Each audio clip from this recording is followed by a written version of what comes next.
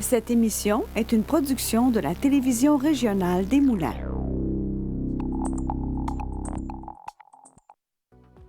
Avec la collaboration de la Chambre des commerces et d'industrie Les Moulins, le CFP des Moulins et le CFP des Riverains, fiers partenaires de Fibre E.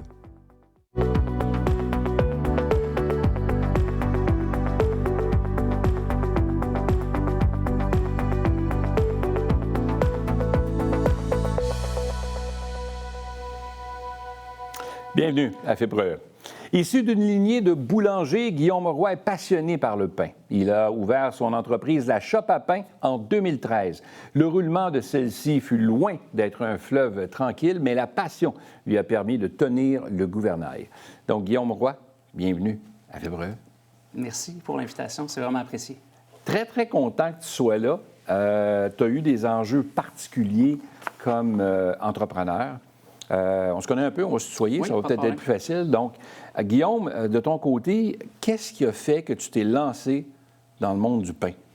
Dans le monde du pain, avant d'être entrepreneur? La Shop à pain... Dans le monde du pain, c'est familial. Mon arrière-grand-père était boulanger en France. Il s'appelait Albert Dufour. Okay. Donc, un nom prédestiné pour un boulanger. Tout à fait. Il y avait sa boulangerie au Pays basque français, dans un petit village qui s'appelait Itsasou. Mon grand-père a appris le métier avec son beau-père. Son fils, mon oncle, a appris le métier avec son père. Et moi, j'ai appris dans la boulangerie familiale qui était située à Montréal. Donc, entre l'âge de 15 et 20 ans, j'ai fait mon apprentissage là. Donc, je suis tombé dedans quand j'étais petit, je dirais. Est-ce que tu t'es toujours vu entrepreneur? Est-ce que tu t'es toujours dit un jour, moi, je ne travaillerai pas pour quelqu'un d'autre, je vais travailler pour ma propre entreprise, ou je vais être mon propre patron? Ou... Oui. Durant mon apprentissage, j'ai toujours eu cette envie d'être un jour à mon compte. Là, à l'âge de 20 ans, j'ai eu un cancer qui est venu un petit peu chambouler mes plans de vie, qui m'a amené à une espèce d'urgence de vivre suite à ma rémission. Donc, j'ai beaucoup voyagé par la suite. J'ai mis de côté tout projet entrepreneurial. J'avais besoin de voyager, j'avais besoin de vivre des expériences. Et puis, tranquillement, pas vite, en vieillissant, dans le début de la trentaine, là, cette envie de devenir un entrepreneur a refait surface. Puis c'est pour ça que j'ai commencé sur le tard. Là. J'ai fondé ma compagnie, j'avais 35 ans. Et là, tu fondes une entreprise dans le monde du pain. On dit La Shop à pain. Il y a évidemment une gamme de viennoiseries qui accompagne tout ça et tout ça. Là. Mais tu étais déjà, toi, de ton côté, tu avais appris le métier par la famille, le fait d'avoir gravité là-dedans. Donc là, tu voyages pendant plusieurs années, tu reviens et là, tu pars l'entreprise. Quand tu pars une entreprise comme ça, comment tu fais là, le fait que tu as mis tes sous dans les voyages, là, tu reviens... Ça prend des sous quand même pour partir une entreprise? Là, Ça prend des sous. En 2013, j'avais besoin de 60 000 $ pour démarrer et j'avais réussi à économiser 12 000 $. Okay. Donc, le reste est venu de partenaires financiers privés. Donc, on appelle ça des anges financiers. Et la MRC des Moulins, anciennement le CLD, le Centre local et développement, s'est associé avec la Shop à pain et ils nous ont fourni des subventions et des prêts qui sont plus avantageux que les banques. Donc ça a été le petit coup de pouce qui m'a aidé. Tu as été ton élément de démarrage. Vraiment. C'est pour ça que je voulais t'emmener là, parce qu'effectivement, les MRC, il y en a plusieurs dans le Québec. Puis nous, particulièrement de notre côté, avec la MRC des Moulins, on a un service de développement économique qui est bien aguerri avec une équipe qui est là, qui était anciennement, bien évidemment, le centre local, mais les CLD ont fermé au fil du temps. Mais il reste que la MRC poursuit le travail qui était déjà entamé. Donc ça t'a donné un bon coup là, pour un bon levier là, pour partir de l'entreprise. Je vais souvent dans les écoles secondaires, même au cégep, donner des conférences sur l'entrepreneuriat et je parle souvent à la MRC, anciennement le CLD, et ton meilleur ami. Ouais. Ils sont là pour vous aider à bien démarrer avec des cellules de mentorat, avec des conseils, un bel encadrement. Moi, sans eux, je pense pas qu'il y aurait une Shop à pain aujourd'hui, là, 13 ans plus tard. Surtout dans le domaine où tu es, il y a des domaines qui sont plus faciles à financer par les institutions financières et tout. Ils voient le projet d'un bon œil. Et des fois, dans des domaines un peu... L'alimentation, c'est plus difficile. Effectivement. Hein? C'est plus difficile parce qu'il y a beaucoup plus de faillites, de risques. Donc, oui, c'est plus difficile à ce niveau-là. Là, tu as à bord actuellement, après un certain nombre d'années, là, tu as une quinzaine d'employés. Là. Oui. Une quinzaine de personnes qui gravitent autour de toi pour la fabrication, bien évidemment, la vente. Tu as une petite boutique aussi qui est là, mais tu desserres des points de vente un peu partout là, dans la région des produits qui sont faits par chez vous. Là. Tout le volet ressources humaines, tu as trouvé ça comment, ça? Parce que c'est pas évident là, de faire la gestion de personnel. Tu sais, tu peux avoir des qualifications comme boulanger, tu peux bien connaître et maîtriser, j'allais dire la pâte de ce que tu fais, mais il reste que gérer du personnel, c'est pas évident. Comment c'est venu tout ça? Je l'ai fait, à la base, je l'ai fait beaucoup seul. Avant d'être à mon compte, j'ai été 17 ans à travailler pour les autres. Donc, la réalité de l'employé, je la connais. J'ai été à leur place. J'ai vécu de paye en paye. Donc, je pense que c'est plus facile d'avoir une bonne communication avec quelqu'un dans ton équipe quand tu es déjà passé par là.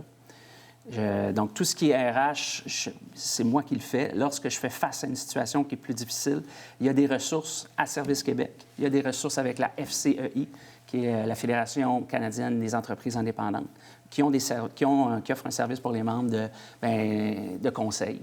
Donc, je fais appel à ces organismes-là.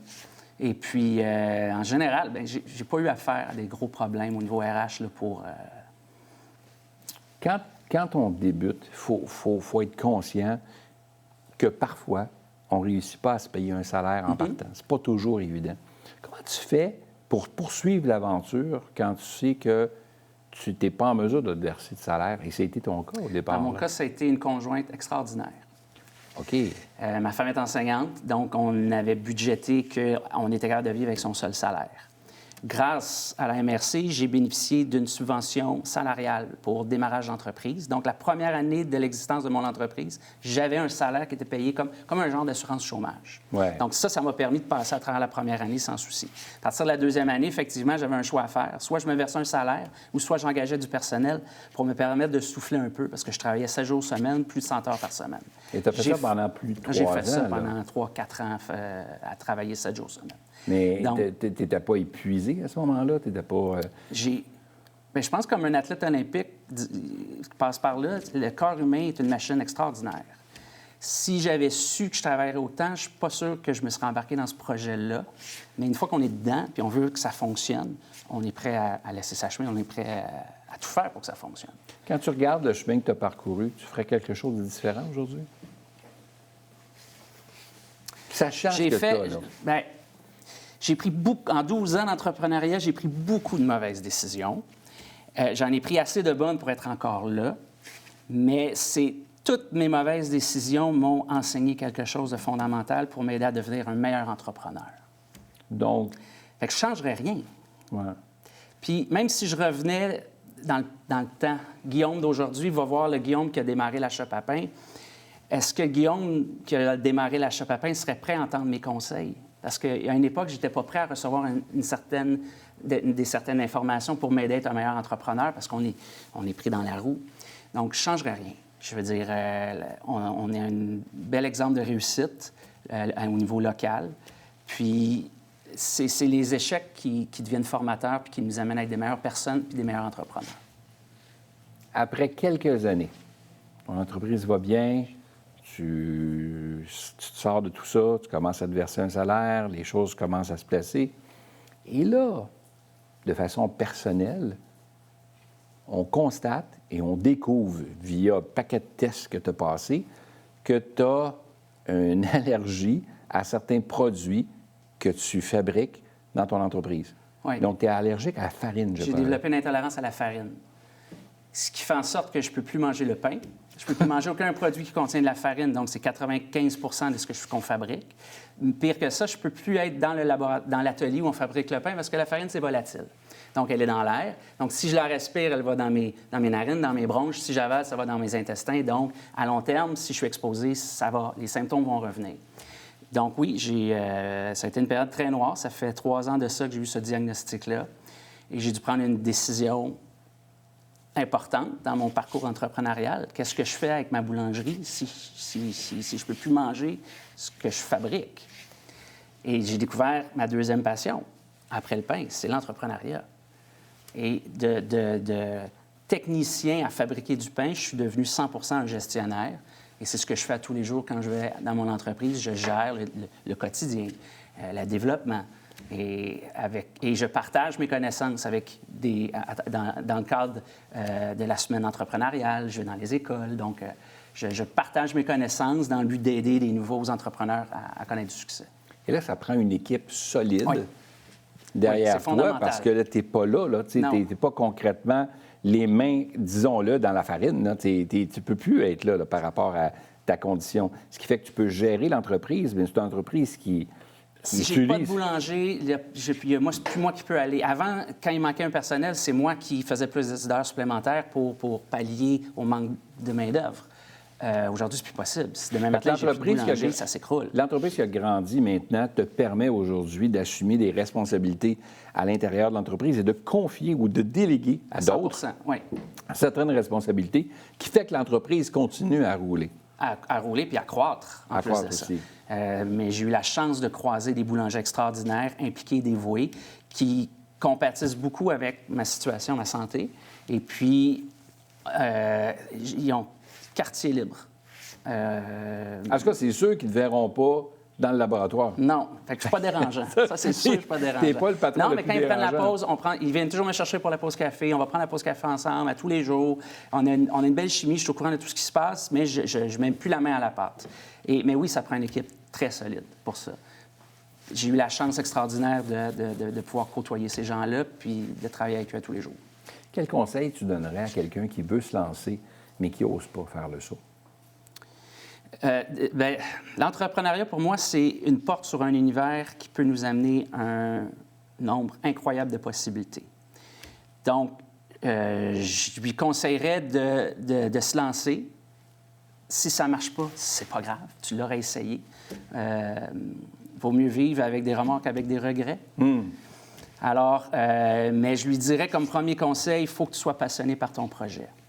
Parce que démarrer une entreprise, ça demande des centaines et des milliers d'heures, parfois non rémunérées. Si tu n'es pas passionné par ce que tu fais, tu vas abandonner bien assez vite, puis tu ne connaîtras pas du succès. Donc, le premier conseil que je donne, c'est sois passionné par ton projet. Et en affaires, on prend des risques, mais il y a une façon de prendre des risques calculés. Donc, faire un plan d'affaires, aller voir sa MRC locale, c'est se donner des outils pour maximiser ses chances de réussite. Donc, je lui dirais, je lui conseillerais de le faire à 100 parce que c'est des rencontres extraordinaires. Et puis, notre projet initial peut peut-être pas fonctionner, mais ça peut nous amener à des rencontres qui vont nous amener à développer d'autres projets ou ailleurs, où ça peut nous amener à bien des endroits. Donc, en résumé, sortir de sa zone de confort peut être payant à la longue. Tout le temps. Tout le temps, mais pas juste dans le travail, dans les voyages. Quand on voyage, pourquoi les gens adorent voyager? Parce que, justement, ça les sort de leur quotidien, ça leur sort de leur zone de confort, de se retrouver dans un pays, on ne comprend pas la langue, on perd nos repères. C'est formateur. L'entrepreneuriat est extrêmement formateur. Guillaume, c'était réellement un plaisir de te recevoir, puis une fascination de voir que une entreprise dans laquelle tu ne peux pas aller dans ton propre labo, c'est assez particulier. Bravo pour cette persévérance et bravo pour les produits que tu offres dans la région et même dans tout le territoire. Merci de m'avoir invité. Merci d'avoir été là.